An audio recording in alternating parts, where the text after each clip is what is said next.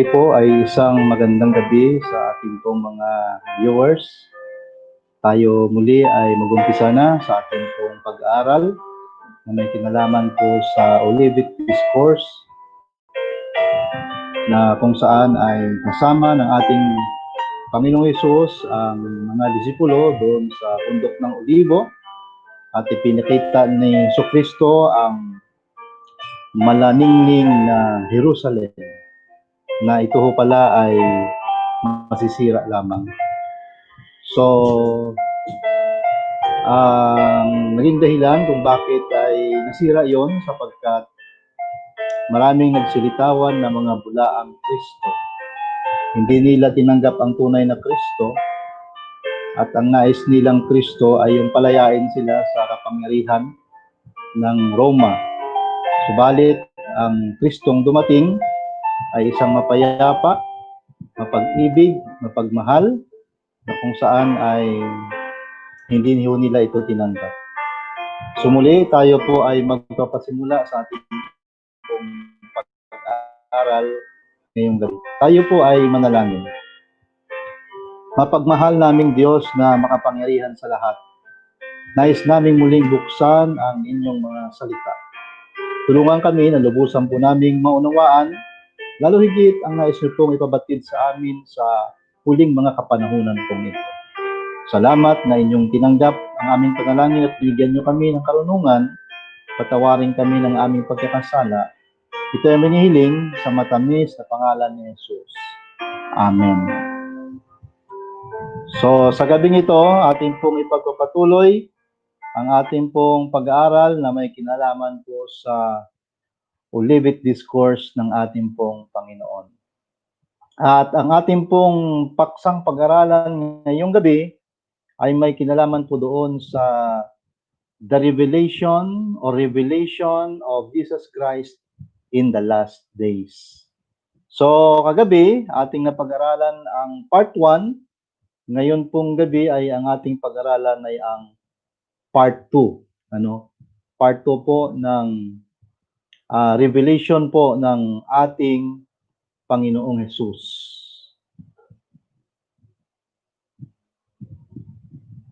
So, ito po, yung part 2 ng ating pag-aralan ngayong gabi ay may kinalaman po sa the revelation of Jesus Christ in the last days, part 2.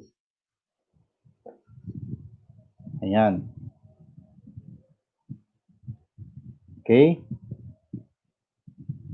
So, re-reviewin po natin ang ating pong paksang pinag-aralan po kagabi tungkol po doon sa unang hayop. So, ang unang hayop, mayroon pong 7 palatandaan para ating pong lubos na makilala kung sino po itong at kung ano po itong unang hayop na nakasulat po doon sa Kapitulo 13 ng Apokalipsis.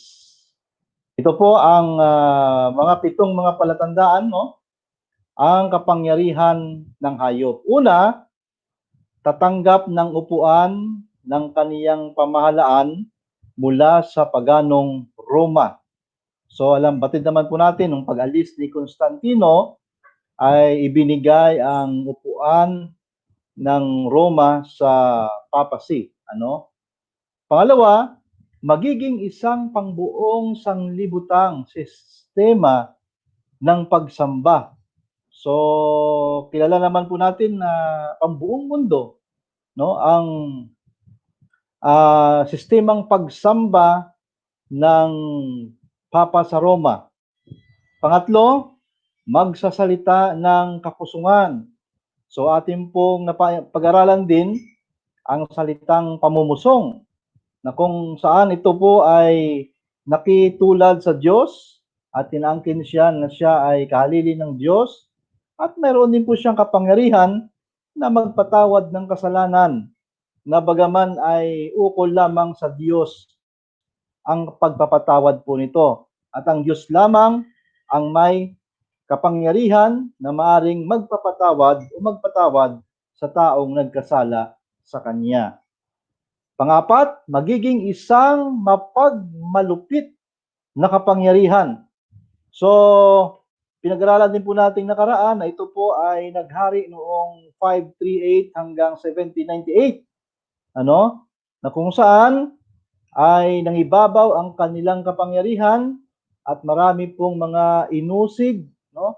Pinersecute na mga hindi sumusunod sa kanila na tinatawag po nilang mga heretics. Ano? Ayan.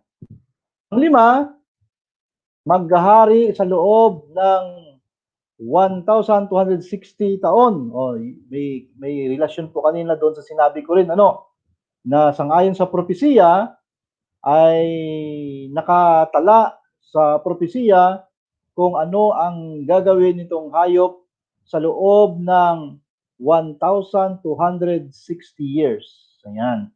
So, pang-anim, ang ikamamatay niyang sugat ay maghihilom. So, noong 1798, nagwakas ang kanyang kapangyarihan, subalit ito po ay gumaling. Kailan siya gumaling? Noong 1929 na kung saan nagkaroon ng kasunduan ng Papa sa Roma at si Mussolini. Ayan. Mussolini. Ayun. Ayan. Tapos Mussolini. Tama ba? Pangpito, ang bilang ng hayop na ito ay 666. Oh, 666. May sarili po tayong pag-aaral po diyan, tungkol po diyan, ano. Kaya inyo pong abangan, mga kapatid, mga kaibigan ko. Ngayon, tayo po ay dadako sa ikalawang hayop, no? So sa Revelation po, mayroon pong unang hayop na kung saan ito ay nagmula sa dagat. Ito naman ang hayop pong ito ay nagmula sa lupa. So ito pong sabi, ano, sa kasunod ng mga talata doon sa Apokalipsis 13, verse 11. Ito po ang wika. At nakita ko ang ibang hayop na umaahon sa lupa. At may dalawang sungay na katulad ng sa isang kordero.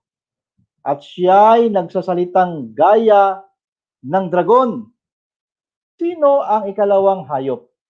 So atin pong alamin ngayong gabi kung sino po itong ikalawang hayop. No? Ang ikalawang hayop, palatandaan number 1, babangon ito sa tamang panahon. So sangayon dito sa Apokalipsis 13:10, kung ang sinuman ay sa pagkabihag, paroon siya. Kung ang sinuman ay papatay sa tabak, ay dapat siyang mamatay sa tabak. Alam nyo, itong pangalawang hayop ay bumangon ito halos mga 16 to 17 centuries. Na ito po ay nagmula sa Europa, na kung saan sila po ay tumakas, linisan nila ang Europe, pumunta sila sa ibang lugar, at ito nga po yung ikalawang hayop na ating pong tukuyin ngayon kung anong lugar po yaon. Sila po ay tumakas mula po sa pag-uusig, no? Pang-uusig ng kapanahunan ng tinatawag nating madilim na kapanahunan na siyang naghari noong 1,260 years, simula 538 hanggang 1798, na walang iba kundi ang paghahari po ng papacy. Ano? Sila po yung mga taong mula diyan at pumunta sa isang lugar, kaya na-discover ang ano po, lumitaw itong panibagong hayop pong ito na atin pong kilalanin mamaya. So, ang ikalawang hayop, palatandaan number 2, babangon ito sa tamang lugar. Nasabi sa Apokalipsis 13:11, at nakita ko ang ibang hayop na umaahon sa lupa. At may dalawang sungay na katulad na ng sa isang kordero. At siya'y magsasalita gaya ng dragon. No? So atin pong pansinin, ang isang hayop, sang-ayon po doon sa dalawang bersikulo, doon sa 13, at siya'y tumayo sa buhanginan ng dagat. At nakita ko ang isang hayop na umaahon sa dagat. No?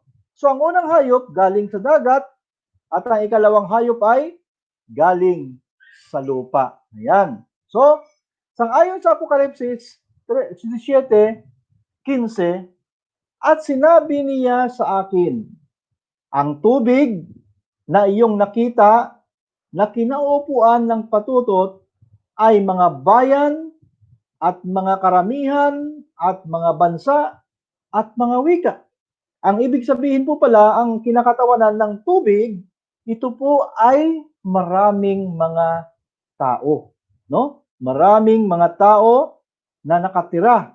Kaya ang sabi po rito, ang tubig pala, yun ay bayan, karamihan, mga bansa at wika. So populated area po, no? Ang ibig sabihin po ng tubig, na kung saan doon nagmula ang unang hayop. Ngayon, kung ang karagatan ay kumakatawan sa lugar na maraming naninirahan, ang lupa ay dapat kumakatawan sa lugar na hindi kasing daming naninirahan. So, ibig sabihin, yaong mga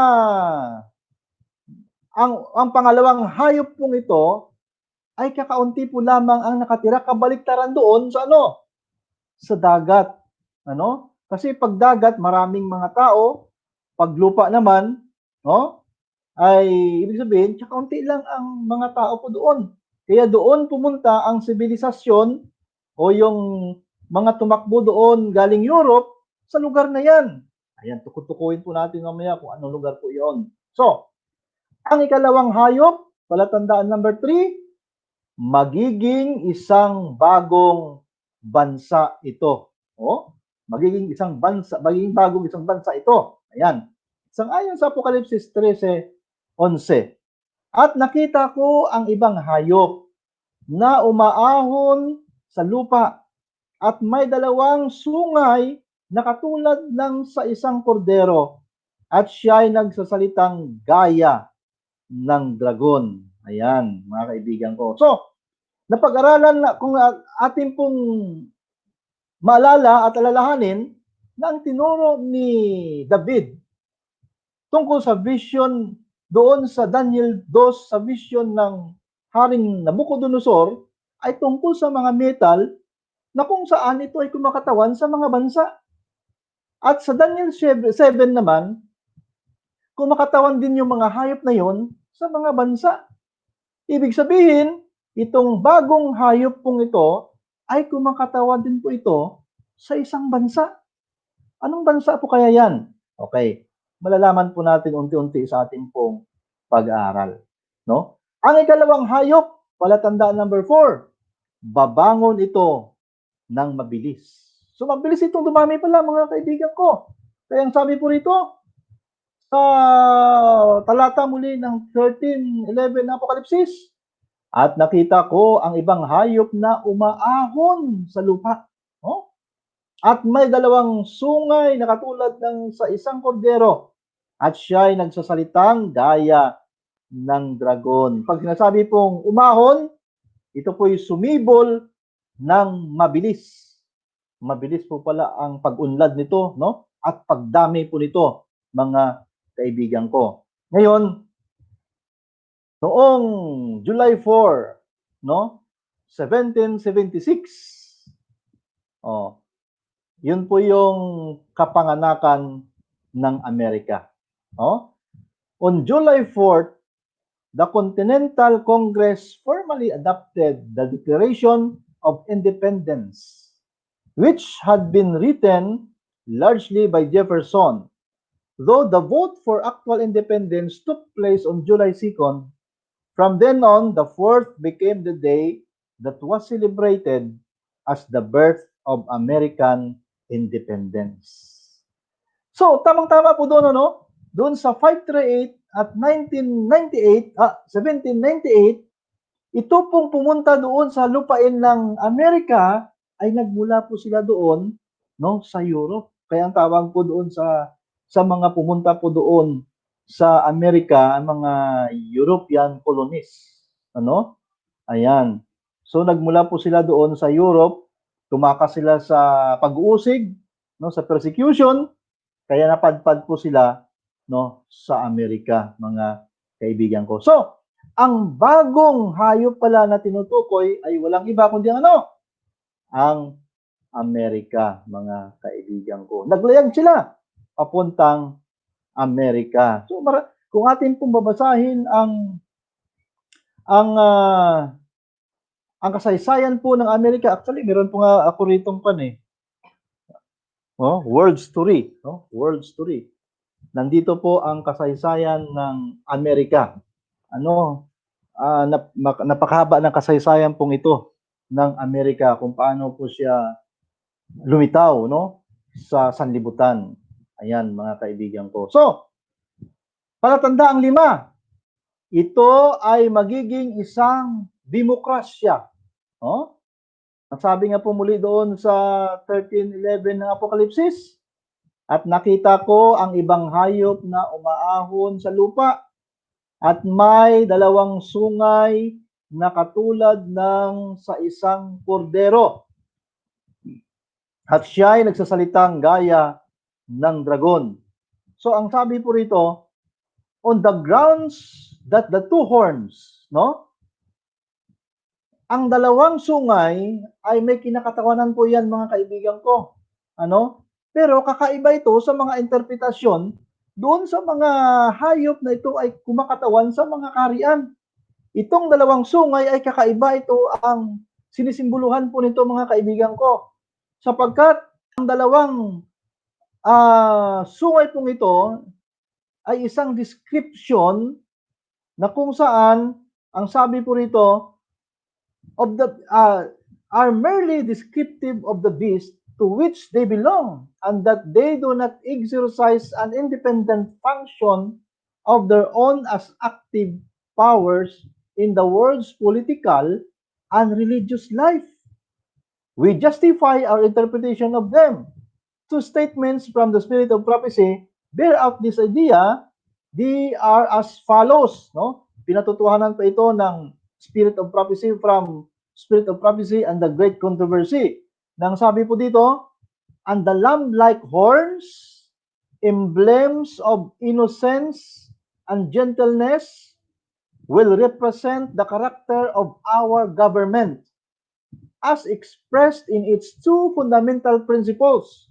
Ano po yung 2 fundamental principles? Una, yung republicanism and Protestantism. So ang kumakatawan po pala sa 2 sungay, no, ng lamb-like horns ay Republican saka Protestant, no? Republicanism and Protestantism. Ito pa ang sabi sa The Great Controversy. And he had 2 horns like a lamb. The lamb-like horns indicate youth, innocence, and gentleness, fitly representing the character of the United States when presented to the prophet as coming up in 1798. Mga kaibigan ko at mga kapatid ko. So, natukoy na natin ang hayop na ito ay Amerika. Pagkatapos, ang 2 sungay ay kumakatawan sa Republicanism,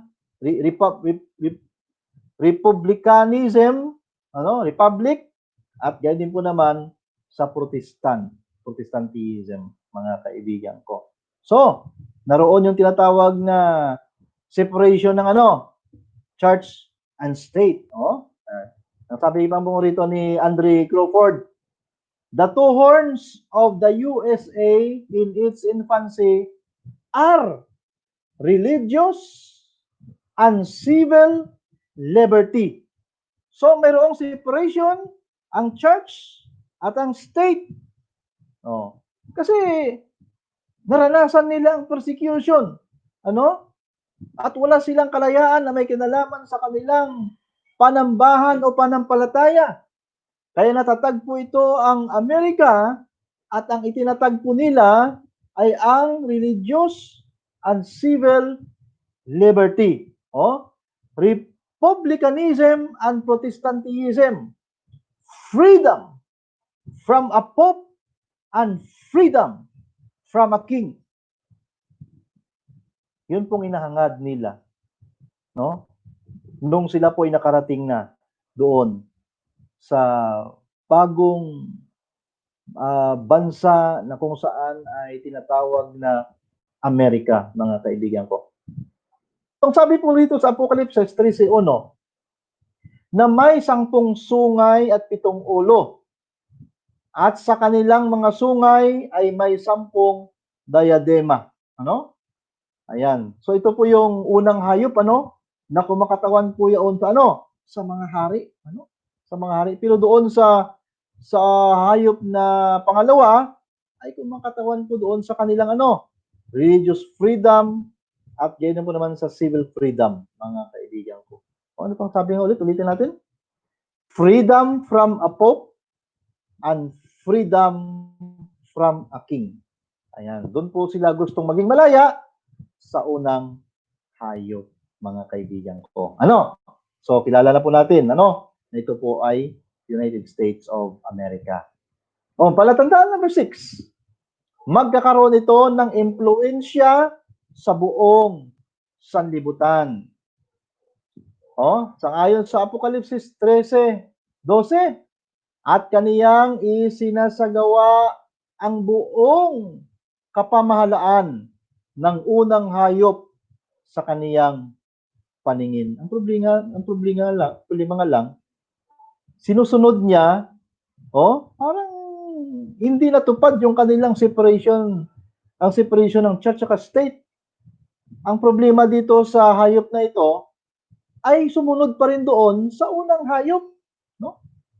Kung ano ang kapangyarihan at pamahalaan ng unang hayop, ito'y kanya di pa lang ginagawa sa paningin ng unang hayop. Ang sabi pa nga rito, at pinasasamba niya ang lupa at ang nangananahan dito sa unang hayop na gumaling ang sugat sa ikamamatay. Itong problema ng hayop. Dati, ang kanilang layunin, ay maging malaya. Mayroong paghiwalay ang church tsaka yung state. Ang problema, sangayon sa description, o sangayon po dito sa hula, sa banal na kasulatan, anong gagawin niya? Gagawin niya ang pamahalaan ng unang hayop. Ibig sabihin, persecuted power din itong lumitaw na hayop pong ito na tinatawag na Amerika. At pagkatapos, ito pang matindi. Ito pang matindi. Sasambahin niya, ang lupa at ang nangananahan dito sa unang hayop. Na kung saan nagumaling ang sugat na ikamamatay. Siya din pala ang maging dahilan para lahat ng mga tao na nananahan sa lupa ay kanyang pasisimbahin po doon, Ayan. Palatandaan number 7. Ito ay magpapalit ng katangian ng isang kordero, sa katangian ng isang dragon. Hindi, ibig sabihin, ito pala impluwensya din siya, May kapangyarihan din siya at kinakausap din siya ng dragon. Sino ba itong kordero? Ang kordero ay walang iba kundi ang ating Panginoong Jesus. Kaya karapat-dapat lamang na ang lugar ng Amerika ay Protestantism. Alam nyo, kung titingnan nyo ang mga sumusunod-sunod na mga presidente po doon ay puro mga Protestants. Ilan ho lamang ang mga Katoliko. Mabibilang na sa dalawa, tatlo. Pero lahat, hindi ko lang napakita po rito kanina. Gusto ko sana ipakita, naubusan lang ako ng time Hanapin ko sana lahat ng mga presidente sa Amerika ng kanilang mga relihiyon ay puro protestante. Oh. Kaya kung bakit ang hayop pong ito ay uh, isang kordero, ano? Sapagkat mayroon silang Kristo sa lugar na iyon. Protestante po sila. Sila yaong mga laban sa Catholicism. Kaya ang Protestantism ay natatag dahil ito ay nagprotesta laban sa Catholicism. Ang problema nga lang, magsasalita din pala ito ng gaya ng dragon. Panlabas po lamang na anyo ang kordero. Panlabas lang po lamang na anyo ang tinatawag na protestante. Pero magsasalita siya gaya ng dragon, nagsasalitang gaya ng dragon. Kaya yung liberty po doon sa New York, balang araw may piring na po yan eh. Wala nang liberty. Bakit? Sila pa yaong maging dahilan para ang lahat ng tao pasambahin doon sa unang hayop. At panlabas na anyo lamang ang kordero sapagkat siya ay magsasalita gaya ng dragon, parang ganito. Yung kordero na sa likod. Tapos yung dragon na sa harapan. O kaya nasa harapan yung kordero pero nagsasalita na gaya ng dragon. Lumalabas sa kanyang bibig ang dragon. Ang sabi po rito, the second beast kind of looks like a lamb, like true Christianity. Akala mo tunay na Kristiyano ba? But yet, he speaks with the voice of the dragon. Sino ba yung dragon na yan? Walang iba, kundi si Satanas. Na siyang ahas at diablo at Satanas. No? The dragon was clearly identified spiritually as Satan in Revelation chapter 12. Basahin niyo yung chapter 12, no? Ayan. At yung kung siya ay dati ginamit ni Satanas ang ahas para dayain ang ating mga magulang, dito naman sa huling mga kapanahunan, talagang hindi dragon naman ang kanyang ginamit, mas matindi ito, mas mabagsik ito kaysa ahas. No? Kasi yung ahas nakamandag, ito talagang bubuga ng apoy. No? Matindi at nakakatakot, mga kaibigan ko.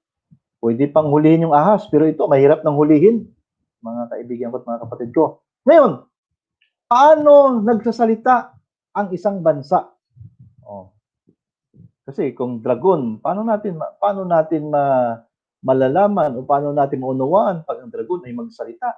Ngayon, ang mga bansa po mga kapatid, mayroon diyang mga language na dapat po nating malaman. At paano sila nagsasalita? Yung Pilipinas natin, paano nagsasalita? Ayan, ito pong wika. Paano nagsasalita ang isang bansa? Sa pamagitan ng mga batas at mga lupon ng mga mambabatas nito. Kung gusto natin kausapin ang isang bansa, of course, mag-usap sa pamagitan ng batas at mga lupon ng mambabatas nito. Yan. Kaya may mga lupon ng mga mambabatas tayo. Gumagawa sila ng batas. At sa pamagitan ng batas, makikilala natin ang isang bansa na ito palang bansang ito ay ganito palang batas doon, ganito palang patakaran doon, ganito pala ang dapat natin gawin doon. Ayan. Sa pamagitan ng batas at mga lupon ng mga mambabatas nito. Sangayon po sa Apokalipsis 13:12, at kaniyang isinasagawa ang buong kapamahalaan ng unang hayop sa kaniyang paningin. Ibig sabihin, kung ano ang batas ng unang hayop, magiging isa kabatas din ito ng pangalawang hayop. At siya ay pinagkaloobang makapagbigay ng hininga sa larawan ng hayop. Ito pang malupit mga kaibigan ko, mga kapatid, matindi. Ano? Binuhay niya yung unang hayop.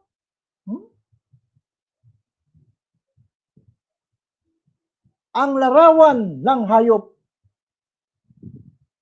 Siya'y pinagkaloobang makapagbigay ng hininga sa larawan ng hayop. Sino ba yung larawan ng hayop? Yung unang hayop. Yung unang hayop na kung saan ay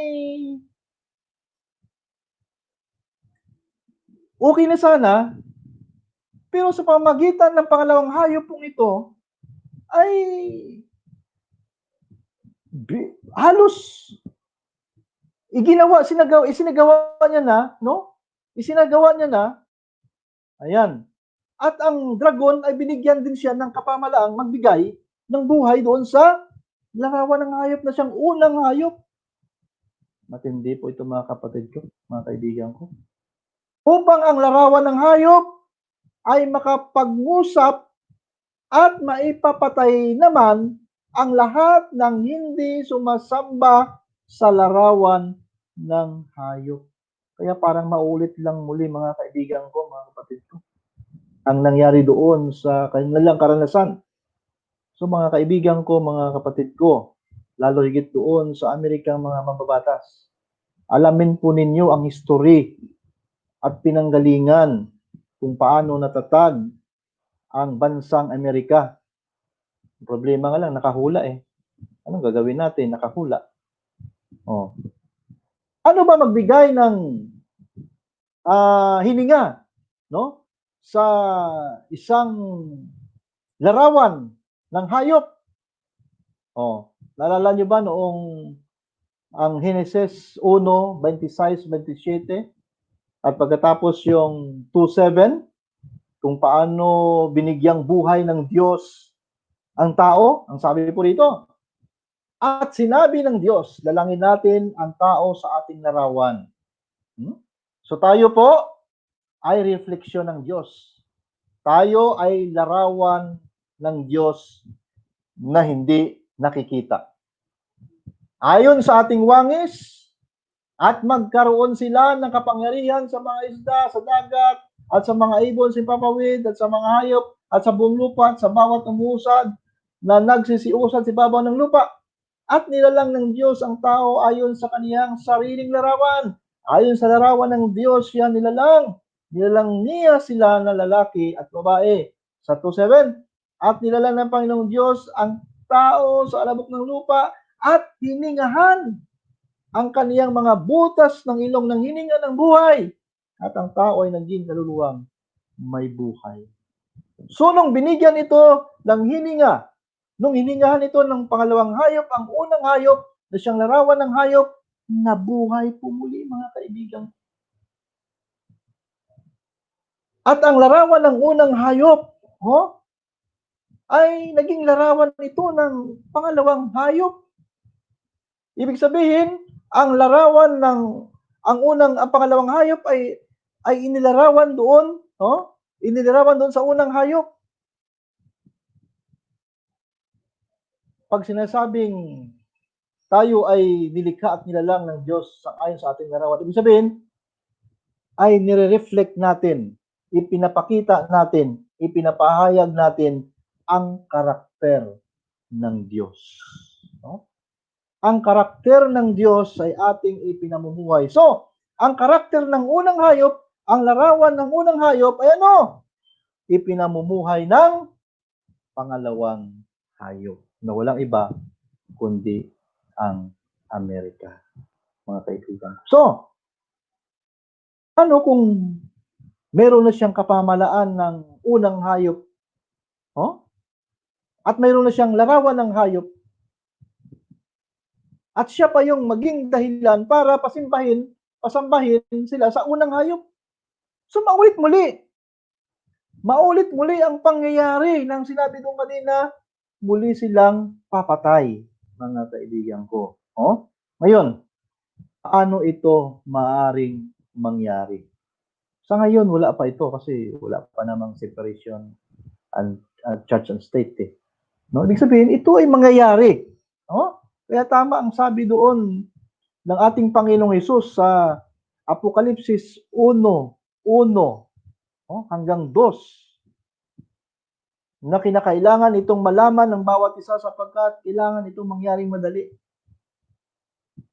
At sa pamagitan ng kanyang revelation, dapat itong malaman ng mga tao para maging handa tayo sa maaring mangyari. Pinapakahalaga pong pag-aralan at pag-usapan ang propesiya. Ngayon, paano po ito mangyari? Ito. Ang orasan sa kalayaan ng Amerika ay nagwawakas na. Paano po natin malalaman? Ang sabi po dito sa Chief Justice William Rehnquist. Ang sabi dito, ang bakod ng paghihiwalay ng iglesia at estado ay isang talinghagang batay sa masamang kasaysayan. Di ba? Kaya kung bakit nagkaroon sila ng paghiwalay ng iglesia at ng estado, dahil naranasan nila ang masamang kasaysayan. Pero, balang araw, mawawala po yan, mga kaibigan ko. Mawawala ang iglesia, ang separation ng church and state, mga kaibigan ko. Ang katulad, sunod. Isang talinghaga na patunayang walang saysay bilang isang gabay sa panghahatol. Ito ay dapat tapatan at tiyaking iwanan. Ayan, iwanan na po talaga. Mawala na po talaga ang separation ng state and church. Pag nagkaisa na ang religion at ang gobyerno. Isa sa batas ng reliyon na pasundin ang mga simbahan sang-ayon sa batas. Kaya pag ang mga doktrina, ang doktrina ng simbahan ay may isa batas na, lahat ng tao na mayroong religion, may sariling religion, pag may isa batas na, kinakailangang sumunod. Pag hindi kayo sumunod, hahatulan tayo ng batas. Magkakaroon na ngayon ng walang kalayaan. Wala ng freedom of religion. Pag wala ng freedom of religion, persecution na naman. Kaya tama ang sabi doon sa Apokalipsis 13,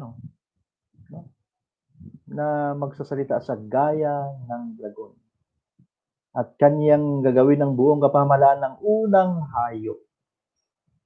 At makapagsalita siya at papatayin at yaong mga ayaw sumunod. So, ang sabi pa po rito, the St.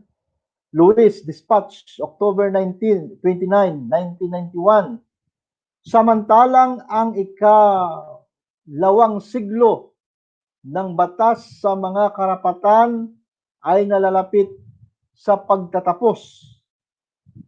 Ang kataas-taasang hukuman ay nagpapanibagong kahulugang muli kung ano ang ibig sabihin ng kalayaang sa reliyon sa ikatlong siglo. Sa malawak na paraan, ang bagong pakikitungo ng hukuman ay nakakatulong sa mga pangkaraniwang reliyon, samantalang nananakit sa mga hindi karaniwan.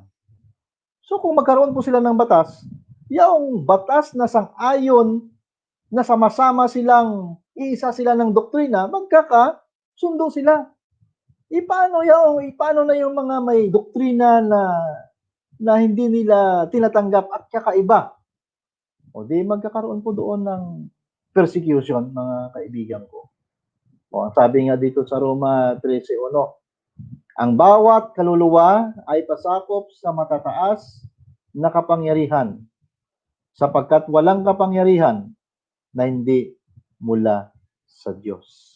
Kahit na mali ang kanilang doktrina na isinabatas, ito po ang kanilang sasandalan, pagbabasihan. Kasi ang sabi nila, walang kapangyarihan na hindi mula sa Diyos, mga kaibigan ko. Kaya, ikinukonsidera nila ng kanilang isinabatas, ito ay mula sa kapangyarihan ng Diyos. At ang mga kapangyarihang yaoy, hinirang ng Diyos. So sangayon dito sa Apokalipsis 13:14, at siya'y gumagawa ng mga dakilang tanda na anupat nakapagpapababa ng kahit apoy mula sa langit hanggang sa lupa sa paningin ng mga tao. At nadadaya niya ang mga nananahan sa lupa dahil sa mga tanda na sa kaniya'y ipinagkaloob na magawa sa paningin ng hayop. May sarili po tayong pag-aaral po diyan mga kapatid kasi mahaba yan eh. Ito po ay specific lang muna ang aking ginagawa. Ito po ay ginagawa kong part 1, part 2 para kung ano po yung specific na topic natin na pagkakilanlan lang muna sa isang bagay, yun lang po muna ang ating pag-aralan. Pero pag may naisingit po doon sa mga bersikulo na mahaba-haba ang pag-aaral, ayan, ibubukod ko pong pag-aaral po yan mga kaibigan ko. Kaya, yung kaninang nabasa po natin sa dalawang mga talata, pag-aaralan po natin ang bukod yan mga kaibigan ko at mga kapatid ko. So, ito pa. Sa Revelation 13:18, dito'y may karunungan, ang may pagkaunawa ay bilangin ang bilang ng hayop, sapagkat siyang bilang ng isang tao, at ang kaniyang bilang ay 666. May sarili din po tayong pag-aaral po dito mga kapatid. Ibubukod din po natin itong pag-aaral pong ito, sapagkat ito ay mahaba ding pag-aaral. Ayan, abangan niyo po yan mga kaibigan ko.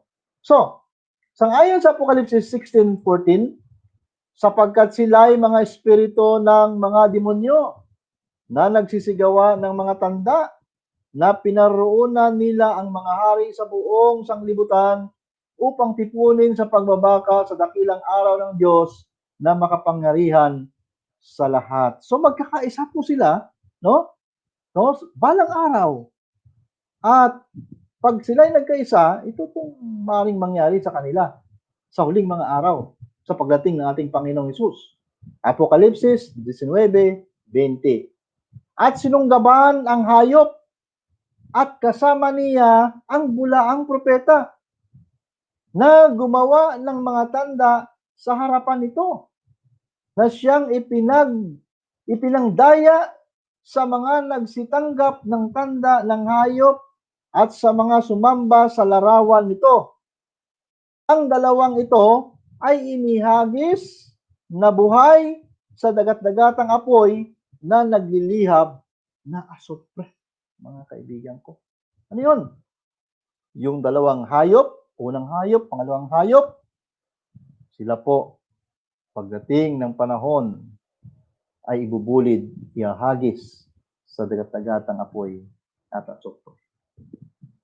Ang atin na pong nakilala, nalaman ng Amerika pala ay nasa propesiya ng banal na kasulatan. Subalit, sa halip na maganda sana at mangunguna sana ang Amerika pagdating sa Protestantism para ipaglaban ang katotohanan, subalit nadaya din po pala sila ng unang hayop. At ito pa, siya pa yung nangunguna para isagawa ang kapangyarihan ng unang hayop. At naging larawan pa sila ng unang hayop. At nagsasalita pa gaya ng dragon na walang iba, nasa panig pa lang nila si Satanas. Kaya mga kaibigan, kung bagaman kayo ay nariyan sa Amerika, alam ko na mayroon pang freedom of choice po diyan, freedom of religion pa diyan. Pero balang araw, darating ang panahon na mawala na po ang kalayaan ng reliyon. Mawala na po ang freedom of religion. Kaya, ang Amerika ang gagamitin ng unang hayop para i-execute at isagawa ang panambahan sa unang hayop, at sila din po ang maging instrumento sa pamamagitan ng mga batas para ang mga sumusunod sa tunay na aral at turo ng ating Panginoong Hesus ay kanilang usigin at papatayin.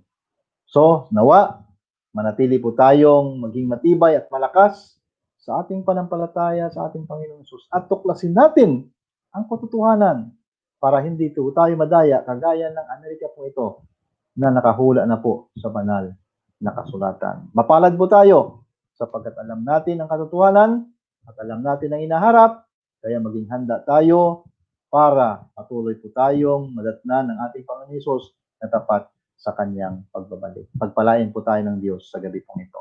God bless you all.